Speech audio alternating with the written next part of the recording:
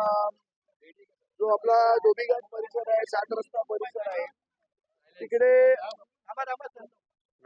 अमित मटकर आणि त्यांचे सहकारी गेल्या अनेक वर्षापासून सामाजिक कार्य करतायत. मग ब्लड डोनेशन कॅम्प असेल किंवा विविध सामाजिक उपक्रम असतील तिथे राबवत असतात.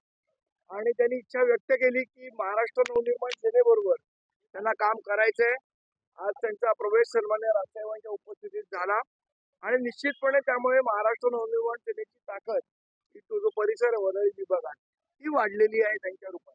तर विषय असा आहे की जी समाजात चांगली चांगली काम करणारी लोक आहेत त्यांनी इच्छा व्यक्त करतात की महाराष्ट्र नवनिर्माण सेनेबरोबर त्यांना जोडायचंय, त्यांना अफिलिएटेड व्हायचंय, काम करायचंय.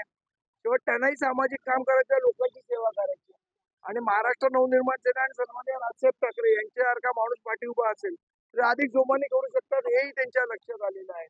आणि लोकांचं प्रामाणिकपणे काम करायची त्यांची इच्छा आहे ते निश्चितपणे मनसेमध्ये सहभागी होत आहेत. आज आज ज्यांनी प्रवेश केलेला आहे ते कुठल्या राजकीय पक्षाशी संबंधित होते का? नाही, यापूर्वी आतापर्यंत ते कुठल्याही राजकीय पक्षाशी संबंधित नव्हते, पण ते सामाजिक कार्य त्या विभागात नेहमी करत.